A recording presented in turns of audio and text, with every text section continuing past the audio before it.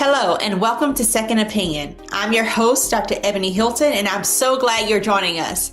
When it comes to your health, one voice is never enough. That's why it's always important to get a second opinion, especially when the questions feel big, personal, or overwhelming. This show is your safe space to pause, take a breath, and gain clarity on issues affecting your body. Each week, we'll bring you trusted medical experts from across the spectrum of care, from mental health and sexual wellness to infectious diseases, from chronic illnesses to the headlines that are shaping how we live and heal. Today, we'll break down complex information, cut through the noise, and talk honestly about what it means for you and your family. Our goal is simple: to help you stay informed, empowered, and proactive about your health without fear or confusion. So get comfortable, stay curious, and join us as we take a deeper look at the issues that matter most to your well-being. This is Second Opinion.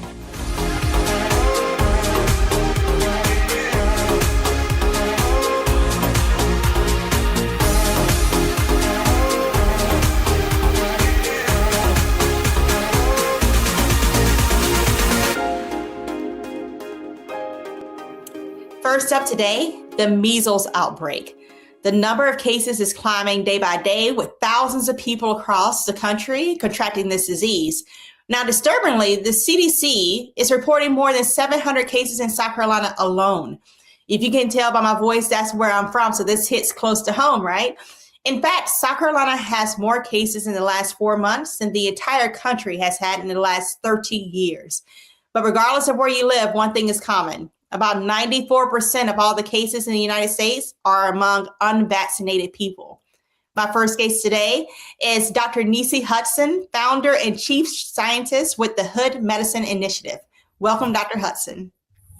Thank you. Yeah. You know, many people on social media describe the measles in the same way they describe chickenpox, right? Like it's just a rash. But is that true? What exactly is measles? Well, I guess firstly, I'll say in terms of the the broader picture, we as a country, we eradicated measles a long time ago. So the fact that you're even asking me about this is hugely frustrating. But we know why that is. But in terms of like the effects, firstly, I think it's wrong for people to look at it as something that they should just let their kids go through. Chickenpox is kind of like that, and of course, we all went through that, but it's just not necessary. And with measles, it can be a little bit more dangerous. I mean, it starts with like a fever, normal kind of flu-like symptoms. You have cough, runny nose, all that kind of thing, but then you start getting white spots. And it could be, they form inside your mouth, like after you start getting symptoms. And then the rash spreads typically to the rest of the body. And so most people just have, maybe some mild complications like diarrhea or pneumonia, things like that. But, it can lead to complications that include like blindness, seizures, brain inflammation, and we've obviously seen many kids perish because of the unwise choices of their parents recently. So I don't ever advocate ceding any ground that the human species has made over microbes. We've studied these diseases for decades for a reason, and it's simply ridiculous to not vaccinate against them. And you mentioned, can you help explain to the audience? You said that we nearly eliminated measles. What does that mean? What did we do to get to that point? And why are we now at the point we have so many cases every week? Not a shocker, but we vaccinated. That's how we eradicated measles. The thing about vaccines that we've talked about, ever since our inception at the beginning of the pandemic, it's honestly your body's way of getting the intel it needs on viruses and other pathogens that you might encounter. That's what's so important about vaccination is that, your immune system is essentially like a spy network where you have a headquarters where all of the data files and the dossiers on all the supervillains are. And when you, just like any Bond movie at the beginning, you meet this new supervillain and he starts wreaking havoc. And next thing you know, you're trying to find out, who is he? Where is he from? How do we kill him? That's essentially what your immune system is doing. And by taking vaccines, you're getting that intel before you even encounter that person. So it's extremely important, especially for things like COVID, like the measles, that can be deadly because if enough people within the population become vaccinated, then you have herd immunity, which is protective over everyone who's vulnerable or unvaccinated. So it becomes something essentially that contributes to community and public health.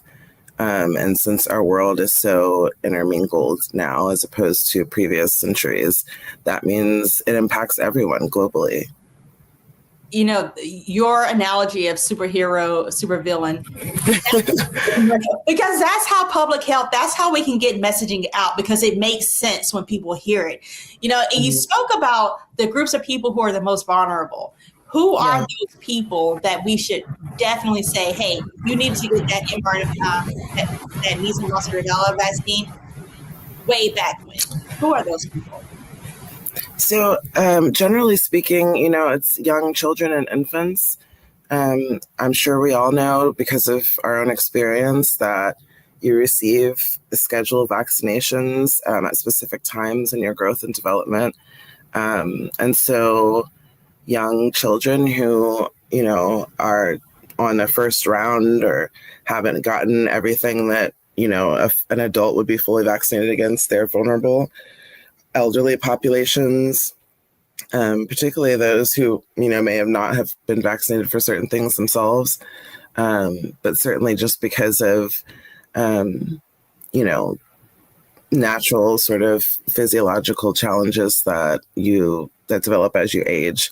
There's certainly a vulnerable population. Immunocompromised people with immune deficiency, cancer, or other conditions that sort of leave them open, more vulnerable to infection, because for whatever reason, all of those signals, all of the messaging in their bodies doesn't make it to headquarters. And if it doesn't make it, then, you know, the other thing that's, you know, your immune headquarters is responsible for is deciding which assassins to send out, how we're going to mount a response to different threats, just like any spy organization would. But when you become compromised, that's difficult to do. So they're certainly vulnerable. And I guess I would also say, because of the policy shifts of this administration that has deliberately dismantled vital public health protections, a lot of the people who are also impacted are poor people at this point, people who've had their Medicaid cut, people who are going to be impacted by all of the inane and erroneous, you know, measures that RFK is putting in place that disrupts the way that we regulate vaccine schedules in this country. And so by doing that, that means, you know, potentially schools are going to, you know, not be able to maintain the same level of protection for students. Eventually, you know, we have, you know, when you change all those recommendations, that also means that changes what health insurers are obligated to cover. Mm-hmm. So all of this anti-vax propaganda is purposeful, it's deliberate, and it's meant to disenfranchise millions of people from access to vaccine protection. And what we need to ask ourselves in these dark times is why. You know, and that is absolutely the question I have. You know, you mentioned the HHS Secretary Robert F. Kennedy Jr. I don't know if you saw the quote from Dr. Kirk Millian, who is the pediatric cardiologist and acting chair of the Advisory Committee on Immunization Practices. And he's quoted as saying, and I quote, "What we're going to have is a real world experience of when unvaccinated people get measles. What is the new incidence of hospitalization and what's the incidence of death?" And that was his rationale as to why we shouldn't necessarily have to blanket vaccinate everyone, that we needed to see in real time what can measles do today as compared to 30 years ago. How does this concern you? Well, first of all, it's a very Nazi-coded way of looking at public health, because eugenics is tucked into that. The point of that thinking, the arc of that thinking is, we don't need to protect everyone. Let's let natural selection take care of that, which I think is hugely rich and ironic, considering they have restricted breeding in our species for the last half millennia. But that's part of that ideology. Sort of, there's always an inherent element of sort of population culling and starting with the undesirables. And honestly, it's not just in the public health sphere. If you look at the way that they've disrupted regulatory agencies like the EPA and the USDA, the CDC, how we've withdrawn from WHO, all of these things have implications that that make us less safe as a populace. And that is what we look to our government to do. But with this particular administration, firstly, they started, and are continuing to erode institutional trust between the propaganda, between the measures that they're taking. When you think about measles itself, the spread of measles that we're seeing in the US is solely attributable to RFK himself. But what's crazy about it is that not only is his propaganda and impacted policy, which has made more people susceptible to measles, but his misinformation propaganda has also made it so that there's been a 39% increase in vitamin A toxicity because he's been promoting it as an unscientific alternative to measles vaccination. That's insane to me. I don't know what's happening right now. But in terms of like all of those culminating effects, you have that impact on vulnerable populations. You have a resurgence of disease, and I'm sure measles isn't going to be the only one. If you want to get funny about it, COVID is resurging, but nobody seems to care anymore. Along with other diseases have been eradicated. We've seen the plague, we've seen polio.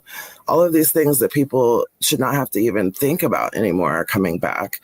And a lot of the background moves that he and Doge made in terms of workforce collapse and for the HHS, in terms of research stagnation, particularly targeting mRNA vaccine development, which is critical for the bird flus we're getting ready to anticipate, for HIV treatment developments, and just even for cancer treatments. We use RNA virus technology for all kinds of things. And so they're just really latching onto this and using this as a mantle to, I don't know, ask yourself what their end goal is, because right now it just seems like a lot of people are getting sick and perishing. Right. On a closing note, you brought up a key point of like, why are we having so much vitamin A toxicity? And I think it's because those persons, those anti-vaxxers, the RFK Juniors of the world, they have the loudest platform. And so parents don't know what to trust.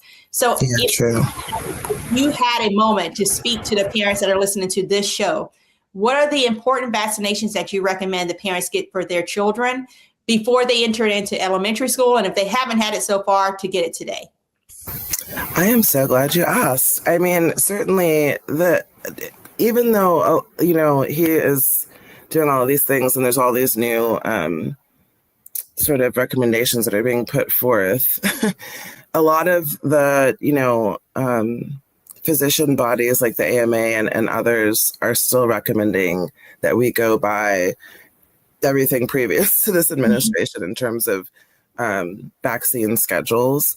So what we've all had to get into school, measles, mumps, rubella, now, chicken pox, diphtheria, tetanus, all of those things that are on the school list. And then now that we're smack dab in the middle of flu season, as it were, obviously there's always the annual flu vaccine, RSV, the updated COVID vaccine, which I would say people should definitely get because there are new variants circulating from before. And then just as a note for older Americans as well, the pneumococcal vaccine, shingles, of course, if you're 50 or older, and certainly getting that RSV is something that I think would be important for those populations as well. That's incredible advice. And for those who need a little extra incentive on the shingles vaccine, it's actually been shown to be helpful for those with Alzheimer's disease and slowing down the process of them losing their memory. So let that be that drives you to get your vaccination. So thank you, Dr. Hudson, for joining us. You have been so informative on things that literally can impact whether or not these children and adults live or die. So thank you. Thank you. Now, coming up next, would you know what to do if someone you knew were having a heart attack near you? Well, we'll tell you how you can save a life. Stay with us.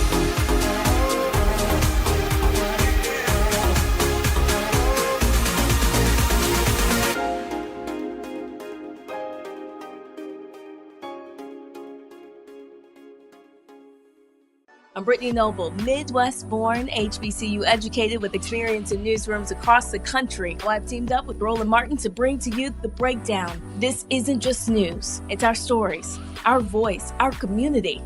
Join me for The Breakdown Monday through Friday at midday, only on the Black Star Network.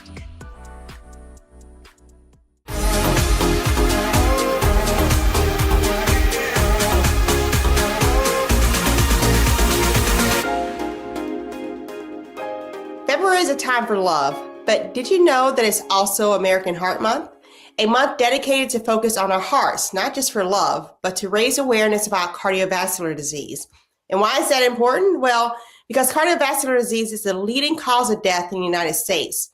In fact, in 2022, 941,000 Americans lost their lives. That's about 2,500 people a day, and one person per every 34 seconds dies from cardiovascular disease. So joining me now is Dr. Anthony Fletcher. He's the president of the Association of Black Cardiologists.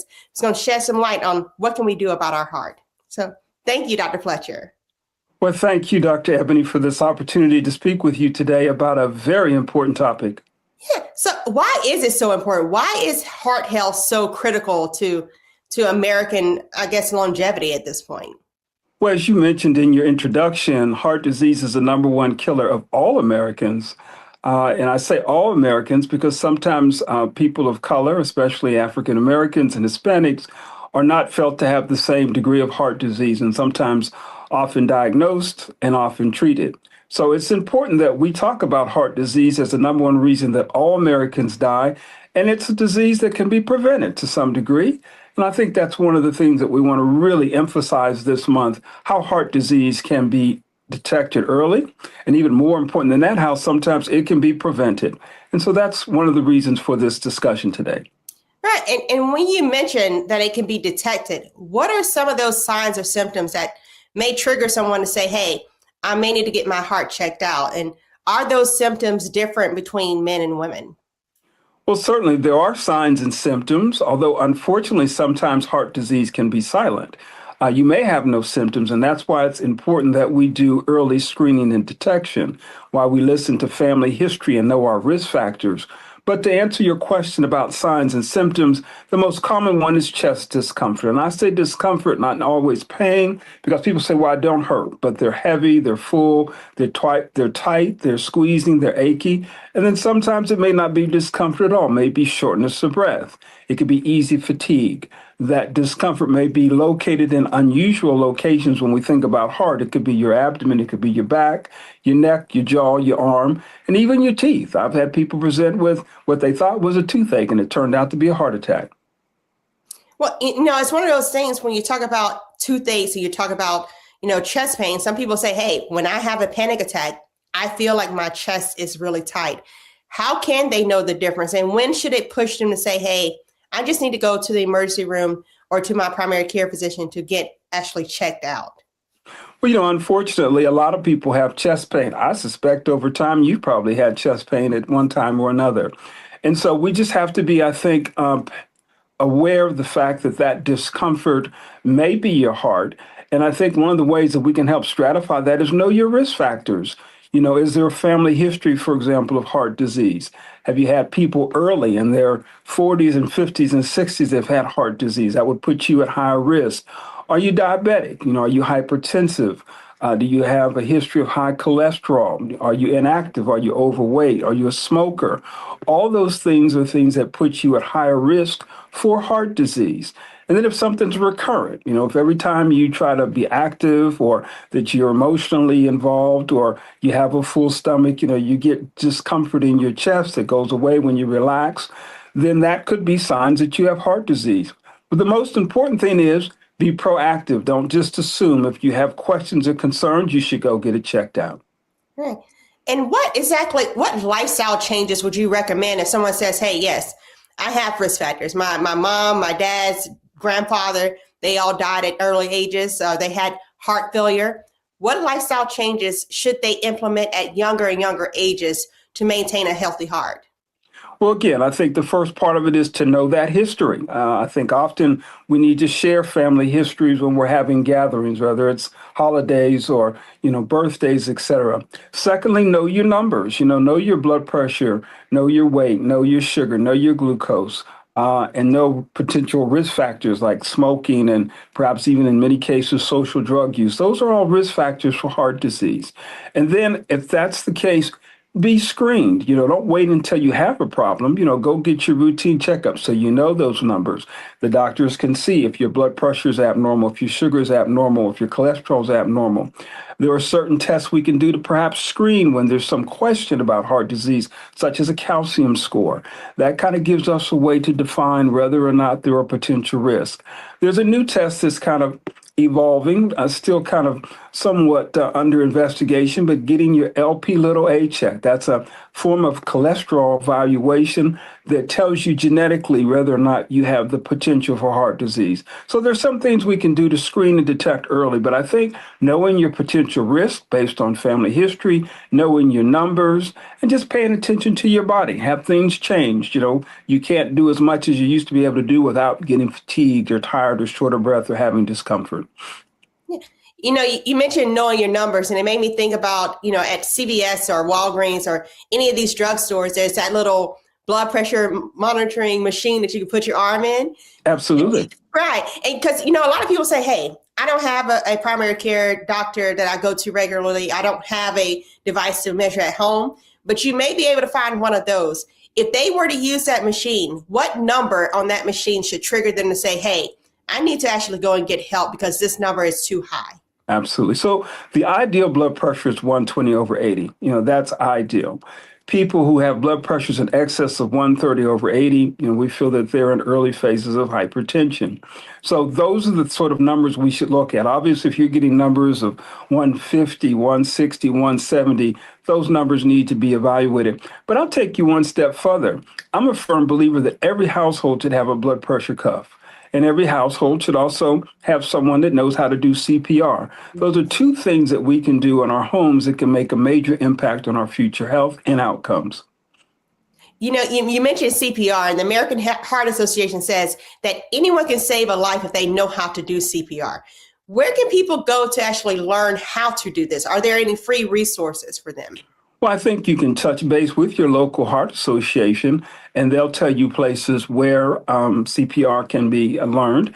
Many times they have seminars and training sessions at the American Heart Association locations.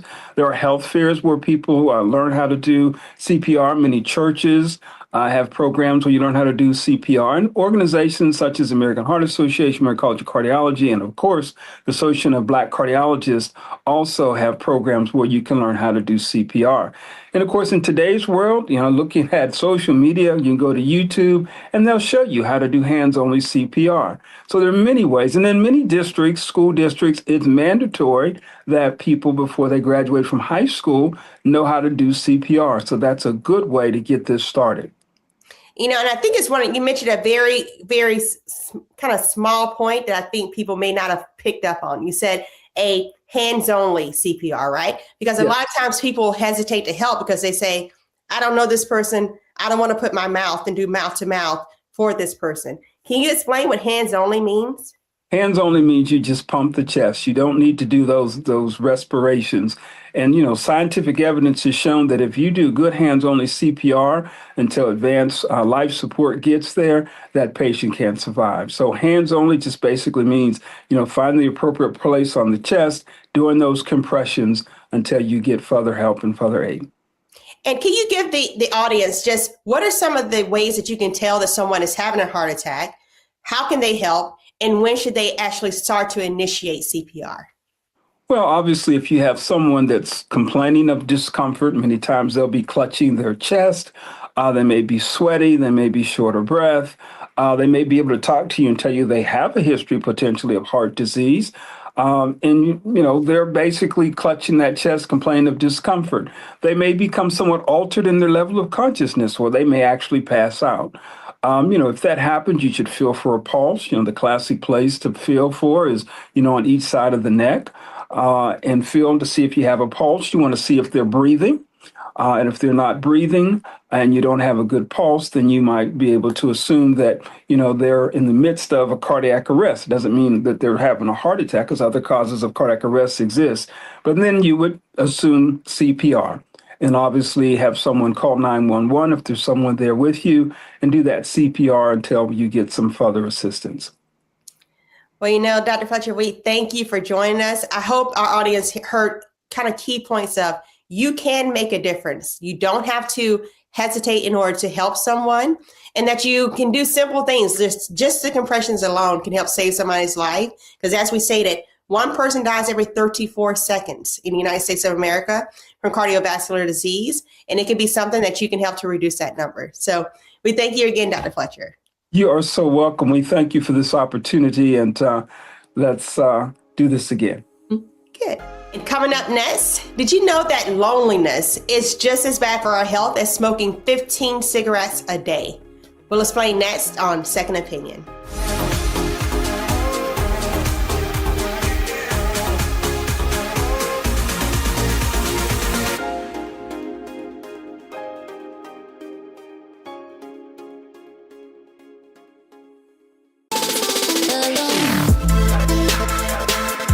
Hey y'all, welcome to The Other Side of Change, only on the Black Star Network and hosted by myself, Bria Baker, and my good sis, Jamira Burley. We are just two millennial women tackling everything at the intersection of politics, gender, and pop culture. And we don't just settle for commentary. This is about solution-driven dialogue to get us to the world as it could be and not just as it is. Watch us on the Black Star Network, so tune in to The Other Side of Change.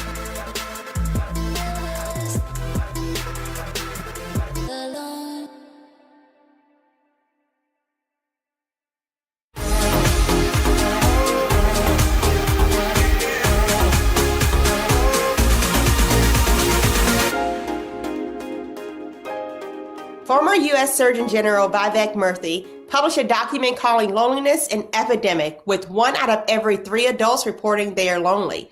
And contrary to what one may think, due to the digital connections covering our social media threads, younger generations are actually calling themselves more lonely than the older generation. Joining us now to shed some insight on the root of this disconnection is psychiatrist Dr. Dawn Brown. Thank you for joining us, Dr. Brown. Thank you, Dr. Ebony, for having me. It's a pleasure to be here. Yeah. What is this loneliness and why is it becoming an epidemic at this time and day? Loneliness is becoming an epidemic because the way we live has changed. People are moving faster. They're on the grind more. They're carrying a lot more weight. And a lot of people are doing it alone without support. We used to have this built-in community, right? Neighbors nearby, family live next door, church members willing to help. But some of those spaces where people felt like they belonged, and a lot of that is gone now. So while people are still functioning, they're still disconnected. And when that connection disappears, loneliness becomes chronic for many people. And you mentioned, being in a room and in churches and in these social gatherings. There's often a saying that people say you can be in a room full of people and still feel lonely. What does that mean when we see someone and you look at them, you're like, hey, how are you lonely? You're always out and about. You're always kind of engaged. Yet they say, hey, but I don't feel like I'm connected. Yeah, so that's what we refer to as emotional loneliness. It's when you're physically present, but emotionally unseen. And we talk about always being seen, right? You know, that's when we're heard, we're being valued, we feel understood and respected and even worthy. But for the sense of loneliness, you can be laughing, talking, even in the present, showing up, but no one really knows what you're dealing with. And a lot of that is because no one's really checking on you, or you're not being open to divulge in these deep conversations about who you are and yourself and what you're dealing with. And a lot of people do feel lonely because they don't feel safe being honest. And I have to repeat that. They don't feel safe being honest about their feelings, who they are, what's going on in their life. They may feel embarrassed, even if it's outside of their control. And they feel like they have to keep it all together. And when you can't be yourself, you know, real connection just doesn't happen. And when that happens, how does loneliness impact the body, the physical body? Well, the body, you know, the mind always connects to the body. So loneliness affects the entire body, the whole body, just not our emotions. Our mind connects to our physical state. So when someone feels disconnected for a long period of time, the brain goes into stress mode. You know, cortisol stays high, our sleep is impacted, how we eat, how we communicate. We become isolative, our immunity drops, inflammation increases. You know, all of these are physical symptoms. So over time, that stress shows up physically in heart health, in our memory, in our moods, in our overall well-being. You know, and in this saying of being lonely, there's certain groups of people that they are saying have a tendency to be even more lonely. Those with small children, mothers of small children, transgenders, bisexual adults. Why are these subgroups reporting more loneliness than others? Yeah, that's a very good question. It's very important to talk about because loneliness shows up in people who are under constant stress, emotional stress, or who don't feel like fully supported. And mothers can feel lonely while caring for everyone else, right? The LGBT community, individuals in this group may experience rejection or even the lack of belonging. So loneliness usually follows stress and marginalization. And that's not random. Those are factual statistics that we see in our research. You know, one CDC survey also said that nearly 1/3 of adults said they feel lonely at least once a week. But among younger adults, that number rises to almost 50%. Are you seeing loneliness more in younger people? And why is it targeting this group? Is that every generation that the younger people tend to be more kind of lonely, or is this special for what we're living through now? Absolutely. You know, as a child, double board certified, but I'm primarily a child psychiatrist. Many kids tell me that, you know, they're often connected digitally, you know, by text messaging, by gamings, you know, ask them where their friends groups are, their names, and they name people they haven't even met. But these are people they may communicate with through gaming. But communication is different than connection. So younger adults are more connected digitally than ever before, but most report some of the highest levels of loneliness. You know, they communicate constantly online, like I said, but many don't have those deep, emotionally safe relationships in life. A lot of them haven't been trained to do so, you know, so they're surrounded by people, but they still feel alone. You know, it brings me back to what my parents have always told me, that the best thing you can give your child is time. And they were right, you know, because that builds emotional connection, right? But it also builds safety, it builds trust, it builds a sense of belonging, which is the antidote for loneliness. So, you know, that connection is what protects children later in life from loneliness, from isolation, from believing they have to carry life alone.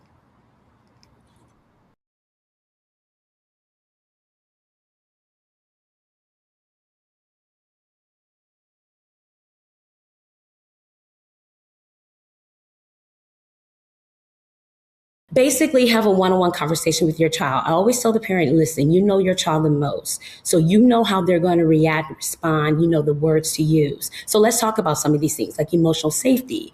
The child learns that they matter that when you're spending time with your child, you're telling them that you're worth slowing down your day for them. When you're building trust, they believe you'll show up, and you're not just saying that you will, you're actually in the present. Attachments, for example, that kind, of attachment regulates the nervous system. It also lowers anxiety. And you're there to care for your child. When you see them lonely or maybe feeling down or depressed, you can actually respond to that. It actually builds self-worth. Children internalize time as being valued. Right. Not just gifts, that puts a smile on their face, but when you're really there for them and you're listening and you're learning more about them, that actually brings self-worth. And then you're teaching them, you're modeling communication, you're modeling what it means to have these deep, meaningful, sometimes hard to discuss conversations about whatever's going on in their life. And that actually means that they're being emotionally held, if you will. But it also builds resilience. And I have, little, thoughts of resilience. I don't think we should be resilient. I don't think our children should be resilient because that can be very tiring. But I will say that in order for them to survive certain parts and aspects of the world we live in, secure connection becomes a buffer, right, against stress, against loneliness. It teaches them how to manage periods of anxiety and future mental health struggles. And then sense of belonging, again, that's the antidote to loneliness. So when you belong to something, you feel like you're being valued, that you matter. And what if you're a person that says, hey, I don't feel like I belong. I don't have a community around me. I don't have one single person that has hugged me in the last 10 weeks, much less a year. What do you say to those people, and what's the first step they can take to start, broadening their community or seeking help? What should they do? Interestingly, I say the first step is to say it out loud. And I know that can be tough for people, but when you hear your voice and your brain hears it saying that I am lonely, something in your brain, changes. And, I would also say that the first step is actually spend time with yourself, not necessarily people. And that matters when we talk about self-care. So, during the time of the pandemic, that was very meaningful for me. I had never been to the movies by myself, a restaurant by myself. I'm a single person. So I was spending a lot of time in the house, with dogs who can't talk back, right? But there was a sense of loneliness that might, that started to creep in. But that's when I realized, that I really needed to understand who Dawn was in this moment. And what was my purpose in life? Was that repurposing things? Was that, going to, for me, my Lord and Savior, just to understand what I should be doing. And that's when I started a business. And so, self-care matters. Being by yourself, I feel it starts there. But also, you don't need to have a big circle. People think that to prevent loneliness, you need all these different people in your life. You just need one safe connection. And so if it's one person, one place where you don't have to pretend to be yourself. When you can show up as your authentic self and that's accepted, that's received, that's understood, that's welcomed, then that's a sense of belonging. And it also is not built fast. It's built slowly. So it's built with time. So we want to be consistent with those connections. We want to make those play dates. We want to go out with our girlfriends. We want to go out with our intimate partner. Those things have to be consistent, and you have to always be willing to be your true self. So don't be afraid to be who you are. Mm-hmm. And for those who say, hey, at this point, I'm willing to even look outside of the human realm, right? I saw an ad for a AI digital relationship or friendship that you can have buddies. Is that something that you're seeing in your line of research, of where people are turning to computers for companionship? I am. I actually had to hospitalize a teenager because they were using AI as a intimate partner. Now, intimacy is different. It doesn't necessarily have to be physical, but this person was relying on AI emotionally. AI can show up at any moment. You can even tell AI what to tell you if that is going to meet your needs. But the bottom line is that that's not human. So when you're talking about AI, they're always going to give you the right answer, the justified answer. They're not going to necessarily make it to where we have to talk about the tough conversations with the level of emotion. AI lacks the emotional part. And if you talk about loneliness, as I said before, it's the emotional capacity to show up and connect with someone else. So when we have AI and the lack of emotion, then that's the problem, right? And that can become something different for people. So this person just started relying a lot on AI. They were missing school. They were missing time with their people that are in their life present. And it just became depression for them. And so, that's like a severe, kind of example. But yes, the AI actually has become something that's, because it's not regulated, many people depend on AI for different needs. And so what I say again is that it's human to have emotions. It's human to have tough conversations, human to be able to be yourself and express your emotions. Because again, when you have a sense of belonging, that means it's less likely to present a situation where you feel lonely, but you feel understood and accepted. Well, our thoughts and prayers are definitely with the young one that you were just speaking of. We at Second Opinion know that this topic is more than just a segment, that it's a reflection of people's lived lives, and that level of loneliness can carry a heavy cost. In fact, in 2020 alone, the United States had one death by suicide every 11 minutes. And for people aged 10 to 34 years old, suicide remains a leading cause of death. So if you're in need of help, know that you are not alone. If your situation is life-threatening, please call 988 in the same way that you would call 911. 988 will connect you immediately to a crisis specialist, and it's completely free of charge. And with that, we want to thank you, Dr. Brown, for sharing with us. You've driven home the point that mental health is physical health, and that undoubtedly will save tremendous amount of lives. And we look forward to having you back soon. Thank you. God bless you. Thank you. Coming up, do you remember your mother always telling you, take your vitamins? Well, we'll tell you why that phrase is so important next on Second Opinion.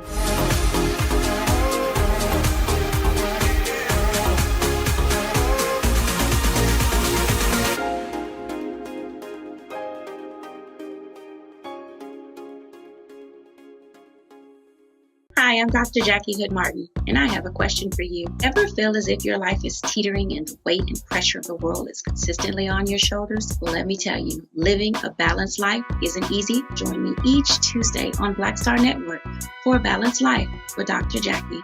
We'll laugh together, cry together, pull ourselves together, and cheer each other on. So join me for new shows each Tuesday on Black Star Network, A Balanced Life with Dr. Jackie.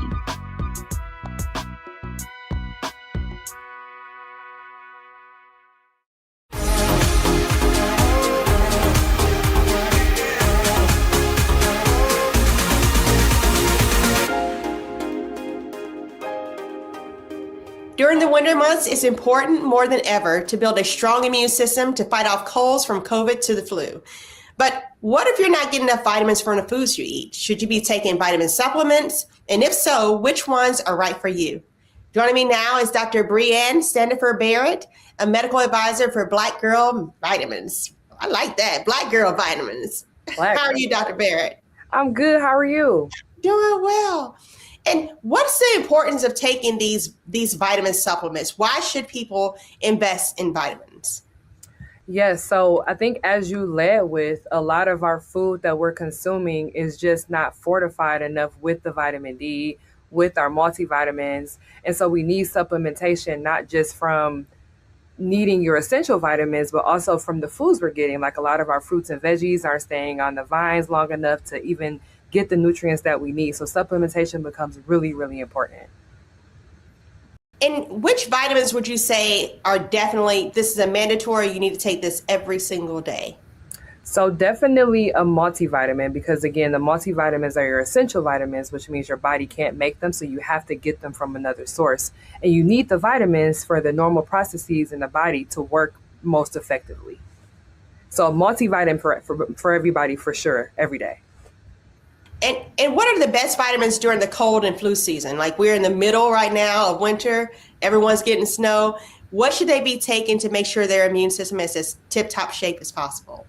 So definitely the vitamin D3. A vitamin D3 is one of those overlooked vitamins because aside from being a medical advisor for Black Girl Vitamins, I'm an outpatient internal medicine physician as well. So I'm seeing these deficiencies in real time, and people don't normally get the vitamin D level checked. And so when you live in the northern states, the vitamin D levels in that demographic of people are a lot lower. Although in my opinion, a lot of us are actually indoors, whether we're in Michigan or whether we're in Florida. So being indoors and not getting that sunlight, you need the vitamin D, because 82% of Black women are actually deficient in vitamin D and don't even know it. So that's a really, really big one during the winter months. Can help with the immune system, can help with the way you feel, your mood. I think zinc is also a really good nutrient to take to help kind of fight off some of these bugs and things that are floating around. And then we also have a sea moss as well. Sea moss is also really good to kind of build those nutrients up to help your body fight off some of this stuff going around. And when you're talking about the different vitamins, can I take them all at once? Like if I'm taking iron and calcium and, if I take it all at once, does it mess with the other, or am I safe at that point? Yeah, so some of them, I usually tell people to separate, because one, you also want to make sure that the meds that you're taking don't conflict with the vitamins that you're taking too. Because you know how some medications, like if you're on a thyroid supplement, that has to be taken at the beginning of the day. So you kind of have to look at what you're prescribed to take. And then in terms of some vitamins need food. So your multivitamins always suggest taking with food. So before a meal. Vitamin D is always good with a food supplement, because it's like it's a fat-based or fat storage-based vitamin, the vitamin D is. So that one is really good with food. But I tell people to kind of separate them out, because sometimes even with the iron, when you take the iron, it can interact with certain things and worsen constipation. So you sometimes have to play around with what you're taking, what levels you're trying to get, and your home medications that you're on. And if you take a multivitamin, can you stack other vitamins on top of that? Or is there ever too much of a vitamin? So what I usually tell people is first always start with getting your levels checked, because, vitamins and things are really big in our world now. And I think it's great, but it has to go hand in hand with your levels, because people can just buy a vitamin from wherever, right? Start taking it and they don't even know if they're deficient or not. So it's always good to start to see where you are first, to even know if you should be on that supplement and for how long you should be on it for, based on your baseline deficiencies. So technically, yes. So for me, for example, I do take a multivitamin in the morning with my D3, and I also take it with an iron supplement. So I do take all three in the morning for myself, but I also look at how I'm feeling on them too. Because some people, they get really, really sick if they take it on an empty stomach. So, your body needs some food with them. So definitely it's an individualized situation. Mm-hmm. And for our male audience members, are there any vitamins that they specifically should be investing into? So again, I start with the multivitamin, and then just like women, they can have the vitamin D deficiency. I think a lot of it's focused on women, but men are vitamin D deficient too. In fact, I think men should take beets. It helps with muscle building. It can also help with helping your blood pressure lower if it's safe for you. So beets are a good add-on. That sometimes they come in a vitamin, sometimes they just come in a liquid that you can drink. But I think beets is a under-recognized value for men in particular. And how about our kids, our little ones? Should we be putting them on vitamins early? And if so, what age should they start, and when should they transition to more of an adult concoction? Yep. So I always base it on levels too. So even with the children, based on what they're intaking in their diet, a lot of kids don't eat or are very picky with their diet. So I do think that young children should be on a multivitamin, because every age has like a recommended daily value that you should be getting. And it depends on the type of diet that you're consuming. Just not just multivitamin, but kids are indoors all day too. So then I argue that they should also be on some sort of vitamin D regimen, because you typically can get it through milk, and if you're a milk drinker, you'll get it fortified through your milk. But there are a lot of children who cannot tolerate milk, and so they're missing that vitamin D piece. Iron is something else that we're missing, because again, that picky eater, you get your iron from your veggies. And so if you're not a veggie eater or have a picky kid that's not a veggie eater, you definitely need some level of supplementation. And I generally say, as when you go through the aging of puberty, when your body's using more nutrients, that's when for me, and I don't treat kids, but that's when for me, I'll ask for another deficiency panel so I can see where my kids are and make sure I'm keeping them where they need to be during those growing years of puberty. And Dr. Stanford Barrett, can you speak particularly to mothers? Women in pregnancy, we're literally growing a person, right? And if you continue on and you breastfeed, you're now giving all these calories and all these, vitamins through your breast milk to your baby.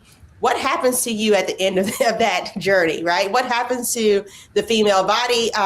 And what does that lead to in women as they age? So definitely depletion, like you said, like you're literally giving your soul to this baby. And then also if you're working, so if you're under chronic stress, so now your body may have more inflammation in it as well. But I always tell my patients, especially when they're in that nursing phase, to continue on with that prenatal vitamin. The prenatal vitamin has a higher level of folic acid, which when the mother is developing the baby at birth, that neural tube or that brain tube needs folic acid to develop properly. And so you need that during pregnancy and during development. And also during your lactation time, I also recommend continuing that supplement as well. And then if you notice, when women breastfeed their children, a lot of the recommendations say that the child themselves should also get vitamin D supplements as well. So the baby should get it if you're nursing, right? Because they're not getting the formula with it fortified in it. And definitely the breastfeeding mother should also get it as well. So I think that's also a critical phase that we kind of miss, if I'm being honest, if you don't have the right person hearing you in the office. But a multivitamin, or if not prenatal vitamin during the lactation phase, and then that vitamin D and calcium. And then, you oftentimes see these IV clinics, right, where you can go and get vitamin infusion, vitamin B12, right? How are those effective? Should we be doing the IV version? Should we just do the pill version? Should we do both? What's your opinion on that? Yep. So I think it depends on tolerability. So on my training, oral intake is much better than anything going intravenously. But you have different conditions like pernicious anemia, where your B12 levels might be a little low, which means you cannot absorb through your gut the B12. And so you need it through an IV or through an intramuscular injection. So it depends on the person and what other issues they may have. Like people with conditions like celiac disease, there's an issue with absorption at the level of the gut. And so that person may need an IV supplementation. But I think for me, and what I tell my patients, oral is best. If you can absorb it through gut, that's going to be much better than getting it through the IV. Well, Dr. Stanford Barrett, we thank you so much. And I definitely agree with you. You definitely get your levels checked, people.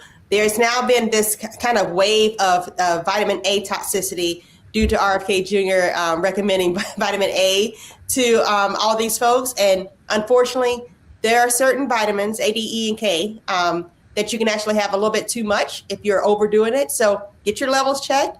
But taking your vitamin every day is crucial for a healthy, long life. So thank you, Dr. Stanford Barrett, again. And we look forward to having you back very soon.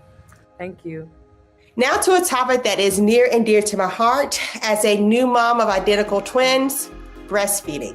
Because someone's got to feed these kids. Oh, the joys and the pains of motherhood. So come back and we'll talk all about it.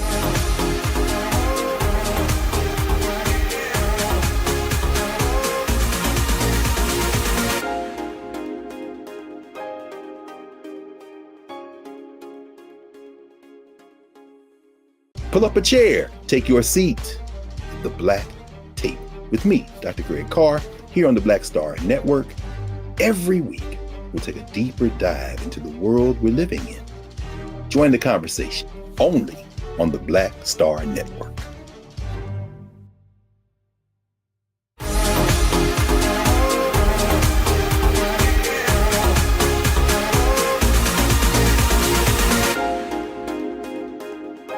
Now to a segment that's extremely personal to me, the joys and pains of breastfeeding.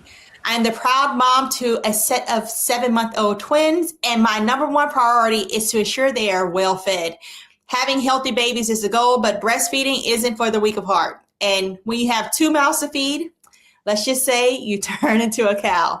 Breastfeeding is a beautiful bond between mom and baby, but it comes with struggles such as painful or cracked nipples, improper latching, breast engorgement, low milk supply, plugged ducts, mastitis, you name it, right? And it could be stressful and painful for new moms. Well, joining me now is LaShonda Dandridge, a postpartum doula and a lactation educator, and also Dr. Tori Prothero Wiley, a postpartum and mental health expert. Welcome to the show, ladies. Thank you for having me. Yeah. Now, LaShonda, let's start with you. What are the benefits for the baby and for the mom if she is breastfeeding? So there are tons of benefits. Probably I can take up the whole show, right? Because we're always continually learning about human milk and how it's beneficial to both parent and baby. But the initial things are, for baby, it's their first food, right? So colostrum, which is your first milk, hopefully those of you out there have heard that term before. Colostrum is actually extremely important for us as humans, right? It coats our intestinal tract and really seeds the gut to start taking on good bacteria. And if you think about it, this is what we're going to do for the rest of our life. So in that sense, it's really you're helping to really lay a good foundation for your infant's health and eating habits down the road as they become a child, as they become an adult. For the mom's body, I like to say breastfeeding, the state of lactation, is really the completion of pregnancy. The hormones that help us get pregnant, the hormones that help us sustain a pregnancy, the hormones are the same ones that help us make milk. And it really completes the pregnancy. It's what helps the uterus get back into place. It's what helps you flush out all that extra blood you don't need, right? Studies have shown that down the line, what can prevent us from getting the reproductive cancers. So again, I would probably take up the whole show with the benefits to both the infant's body and the mom's body. Yeah, you speak of all those benefits. Is this if you breastfeed for 2 weeks, for 6 months, for 2 years? How long should moms try to breastfeed? I'm asking for myself. So with that, it's always a personal choice, right? But we know that, again, this is because, we like to study everything. The studies have shown that the longer you breastfeed, the longer your body is in that lactation state of making milk, the benefits compound and go on for life. So meaning, like, if you do have a child or twins, right, you do have your first pregnancy, you are breastfeeding your baby, or again, making milk, and you do that for 6 months, 16 months, right? You have another child and you do that for 6 months, 16 months. All of that time that your body has been in that lactation state of making milk, those hormones coursing through the body, the longer you do that, the better, not better, the results last a little bit longer. Mm-hmm. And what are some challenges that you see or you hear from women that say, I wanted to do breastfeeding, but I'm just having a hard time with it. And what can they do to be more successful? So I think the essentials, right? If you Google, right, when you put in like, what do I need to breastfeed, or what are the essentials, you're going to get a bunch of products, right? So I'm not the product girl. Those things can be helpful, but what I find is extremely helpful in helping parents and the whole family, right? This is a whole transition to parenting, right? And your first thing that you're going to do for your child, as you mentioned, is, you want to feed them and nourish them. And so we have to learn how to do that. We come in society right now, it's not really talked about prior to us having a baby. Sometimes, I get a lot of clients that have never even held a baby, or have never seen breastfeeding. So this is new to them. So ideally, if I could, change the world and have everyone, what can we do to really ensure a successful infant feeding pattern down the line, is take a class, really start talking about these things pre-postpartum, right? So we don't want to do it as the baby comes out to say, okay, show me what I have to do, right? So making a plan, we hear a lot, nowadays about a birth plan. I really talk to people about making a postpartum plan. And one of the first things that you're going to do is, how are you going to feed this baby? And especially if you want your body to make milk and continue to make milk and provide your milk to baby, you really have to understand how the body works and what is normal human development. So it's not just your body behavior, but what is baby's behavior? Mm-hmm. And so I like to say it's both of you coming together. This is the first thing that you're really going to do as a team, Yeah. And it's one of those things of when you're trying to coordinate 1 or 2 or 3, however many babies you have at the moment, and trying to coordinate their life, it can cause you to be so stressed because you want to do what's as best for your baby as possible. And you feel like, am I failing at this? So how does stress and other ailments play into a part of being able to breastfeed just in general? Well, just stress in general, you can probably talk better to this about how cortisol shows up in the body, right?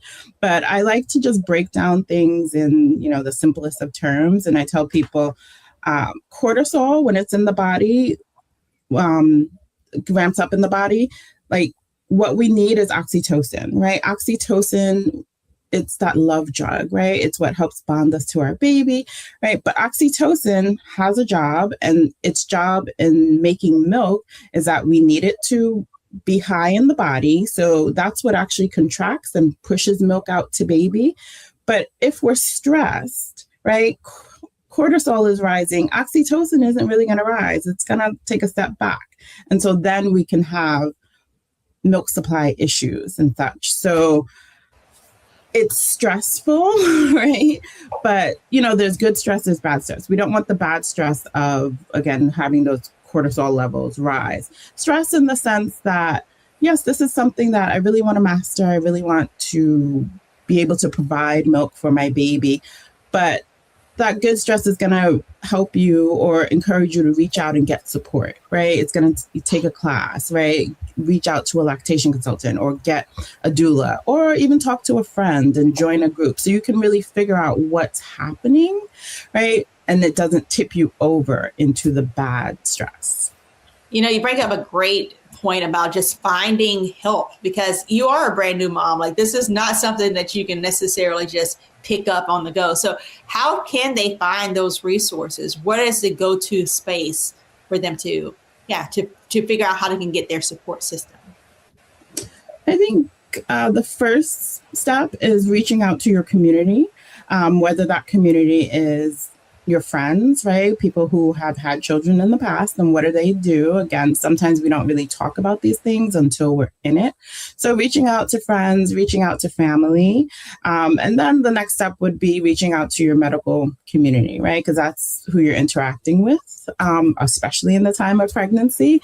So whether it's your midwife or your OB, they should really have resources for you. Reaching out to your insurance panels, right? There's a section in there on postpartum services, right? And lactation being one of them. So reaching out to those sources. In the world of social media, we do have, and I'm sure once you type in, that you're pregnant, the algorithm catches on and starts sending you different things. So you can start by looking at social media in the sense of like looking at mommy groups and things like that. I say that tentatively because sometimes those things can push us over the edge as well.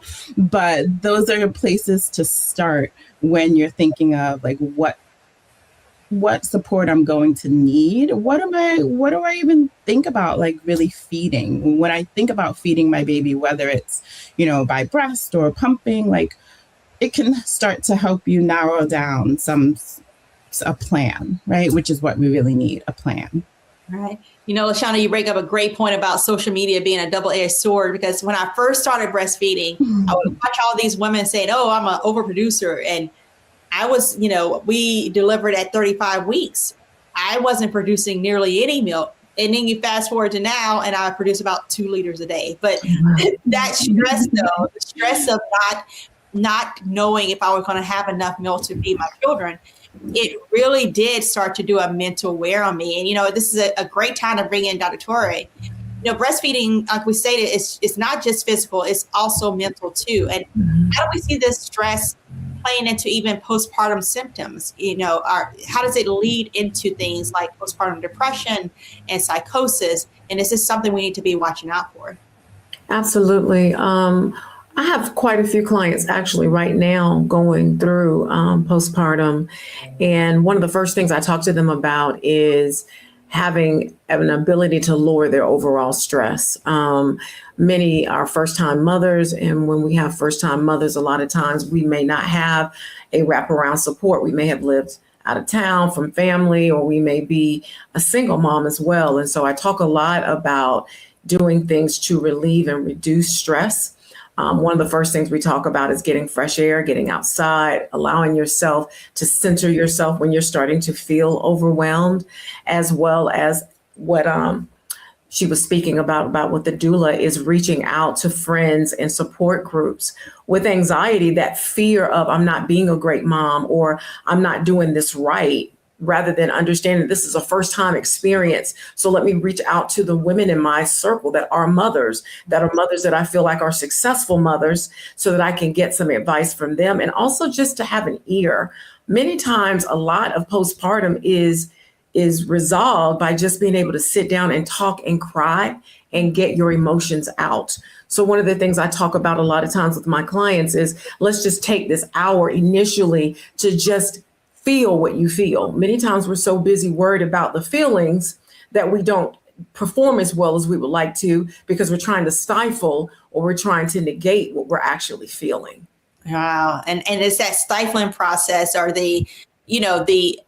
I guess being vulnerable enough to be able to look at yourself and say, I don't have it all the way together. And so how can moms, those people who don't have the ability to be as forthcoming with their emotions, how can family members recognize signs and symptoms that, hey, mom may be struggling a little bit, and not that she's weak, but that she just needs help? What are some of those signs and symptoms of someone suffering from postpartum?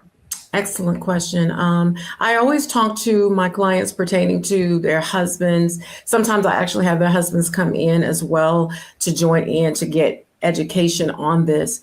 When a mother is sleeping a lot, and I mean, like, not because she's losing sleep, but because she doesn't want to fully engage with the child, that's a huge telltale sign. A lot of crying, like consistent, frequent crying, having issues with temperament, sometimes snapping, sometimes not talking at all. Those are all great examples of how it shows up initially. Also, a lot of times the withdrawing and the isolation. Sometimes the mothers will be very, extroverts and outgoing prior to delivery. And then after delivery, they just want to be left alone. They want isolation. And then also sometimes too, looking at their diet. There's a very strenuous way that women breastfeeding have to eat. And sometimes women get angry about their bodies and they don't want to eat the way that they're supposed to eat. And so all of these things are little telltale signs for fathers or people in your circle, like what's going on, isolation, oversleeping, or not getting any sleep and becoming very wired, so to speak. All of these things are great ways to kind of see a shift in the person's overall personality. Yeah, for certain. Thoughts and prayers to my husband, because I know how I've been there. And how do you erase, like I said, earlier in my journey of breastfeeding, I really struggled with being able to produce milk. How do you erase the stigma for those moms who say, hey, my supply never came in? And how do you make sure that they don't feel like failures as a mom? One of the things I suggest for most mothers is to start with a group. There are a couple of groups, Shades of Blue, which provides weekly virtual support. And then there's National Black Doulas Association, where they can go and reach out to people that have, expert in these fields. But I think mainly is to get them to understand that every individual is different, which means that every pregnancy is different, which means that every baby is going to be different, and that you have to give yourself patience and time.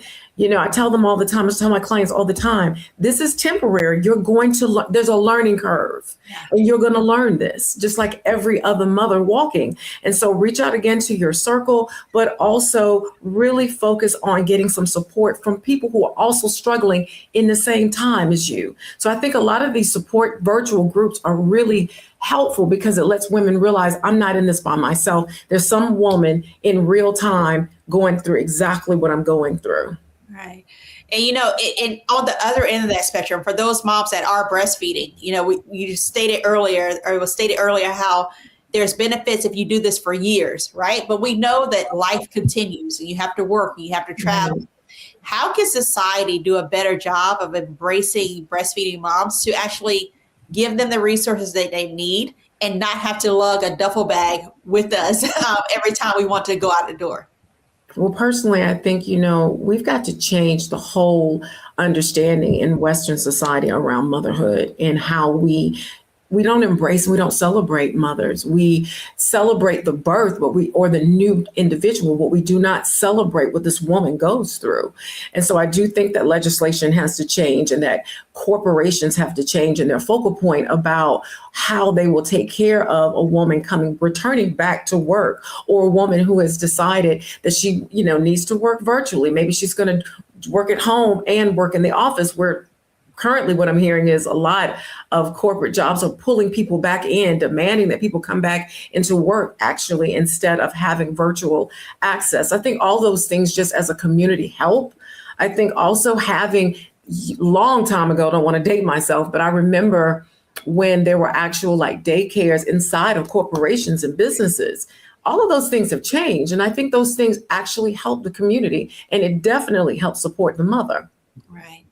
Can I add to that? Yeah, certainly. I would say also the stigma about breastfeeding, in public, like you said, and if you're someone who chooses that you do want to latch your baby to your body and you want to go to the park or you want to go to a restaurant, right? And the stigma around, opening up your shirt and attaching your baby, right? Mm-hmm. Everyone has, we use the breast to sell many things in our culture, but when it's used for what we actually, as mammals, are supposed to use it for, now everyone has something to say, right? So just taking away the stigma that, when I'm out and I'm sitting at the park, I can, no one believe us, right? Those of us on here that have breastfed, it's not like we want to be like, woo, it's like we just want to feed our baby. Our baby just wants to eat. It's not anything lewd. So I think starting there, right, just taking away that stigma of that breastfeeding is a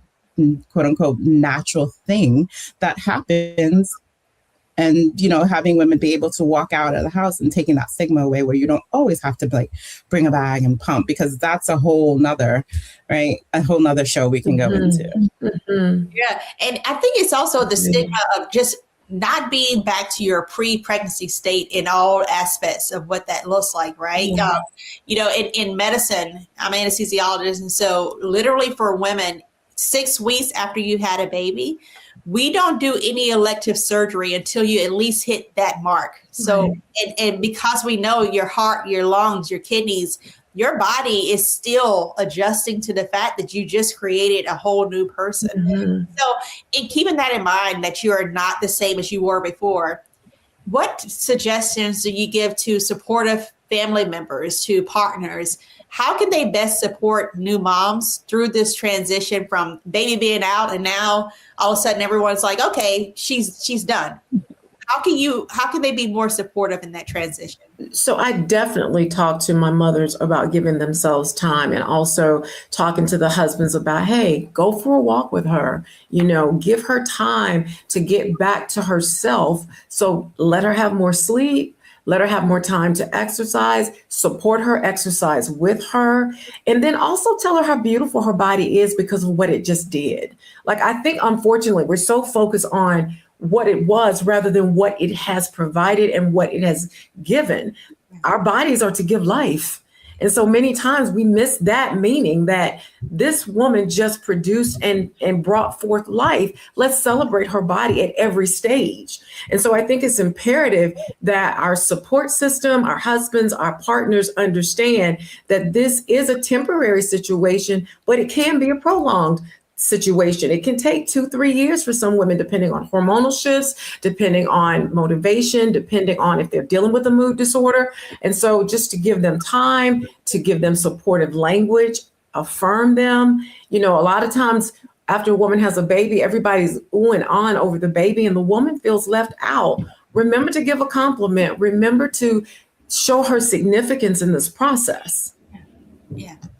I know there is probably our audience of women who have now paused this and replayed it so that their partners can listen, because the two of you have given them validation for how they feel, and also a step-by-step process of how they can make it through this new journeyhood of motherhood. So I thank you both for being here. Thank you for having me. Yeah, I look forward to speaking to you all in future shows. Thank you. Up next, I'm sharing my prescription of the week. Stay with us.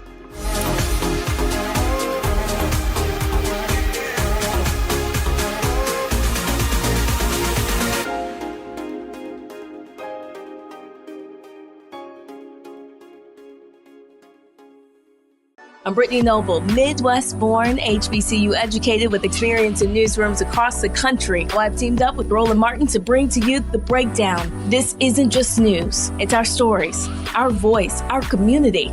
Join me for The Breakdown, Monday through Friday at midday, only on the Black Star Network.